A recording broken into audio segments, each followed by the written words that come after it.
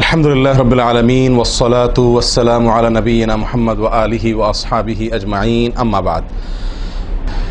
সম্মানিত ভাই বন্ধুগণ, আজকে সংক্ষেপে আমরা কিছু কথা আর্জ করার ইরাদা রাখি ওযুর বিষয়ে। ওযুতে আমাদের যে সমস্ত ভুল ত্রুটিগুলো সচরাচর হয়ে থাকে সে বিষয়ে সামান্য কিছু কথা আর্জ করার ইরাদা রাখি। ওয়া মা তাওফীক ইল্লা বিল্লাহ। আমরা সকলেই কমবেশ জানি যে ওযু বা পবিত্রতা এটা হলো সালাতের চাবি। নবী সাল্লাল্লাহু আলাইহি ওয়াসাল্লামের সূরা আবু দাউদে বর্ণিত হাদিসে আসছে, তিনি বলেছেন মিফতাহুস সালাতি আত-তাহুর, সালাতের বা নামাজের চাবি হলো কি? পবিত্রতা বা ওযু। তো চাবি যদি ঠিক থাকে, পারফেক্ট হয়, তাহলে তালা খুলবে। আর যদি চাবি পারফেক্ট না হয়, ঠিক না হয়, তাহলে সেক্ষেত্রে তালা খুলবে না। ওই চাবি দিয়ে আপনি ঘরে প্রবেশ করতে পারবেন না।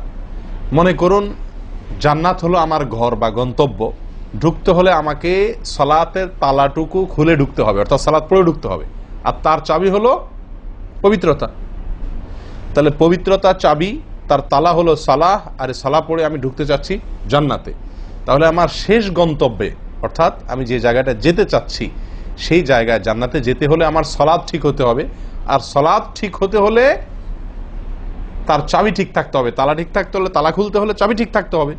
সেটা হলো কি? সালাত, তাহারাত বা পবিত্রতা।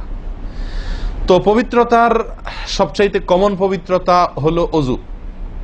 এই ওযুর বিষয়ে আমাদের বেশ কিছু ত্রুটি, বেশ কিছু ভুল ভ্রান্তি হয়ে থাকে। ওযুর যে ভুলগুলো হয়তো আপনিও করেন, আমরাও করছি প্রতিনিয়ত, কিন্তু জানি না। তো সেগুলো নিয়ে আমরা সংক্ষেপে আলোচনা করব। নবী সাল্লাল্লাহু আলাইহি ওয়াসাল্লাম বুখারী মুসলিমের হাদিসে আসছে, তিনি বলেছেন লা তুকবালু সালাতুন বিগাইরি তাহুরিন, পবিত্রতা ছাড়া কোনো সালাত কবুল হবে না। কোনো সালাত আল্লাহর কাছে অ্যাকসেপ্টেড, গ্রহণযোগ্য হবে না কি ছাড়া? তাহারাত ছাড়া, ওযু ছাড়া। অতএব এই ওযু এটা পূর্ণাঙ্গ হলে সালাত পূর্ণাঙ্গ হবে, সালাত পূর্ণাঙ্গ হলে জান্নাতে যাওয়া সহজ হবে ইনশাআল্লাহ। অতএব একটা আরেকটার সাথে সম্পর্ক যুক্ত বিধায় সবকিছুর আগে, সালাতেরও আগে আমাকে লক্ষ্য করা দরকার আমার ওযু বা তাহারাতটা কি হচ্ছে কিনা, ঠিকঠাক হচ্ছে কিনা। প্রিয় ভাইরা, ওযু দুই প্রকার। একটা হলো কোন রকম ওযু, আরেকটা হলো পূর্ণাঙ্গ ওযু। একটা হলো কোন রকম ওযু, আরেকটা হলো কি? পূর্ণাঙ্গ ওযু। পূর্ণাঙ্গ ওযু যেটা, এটাকে হাদিসের ভাষায় বলা হয়েছে ইসবাগুল ওযু।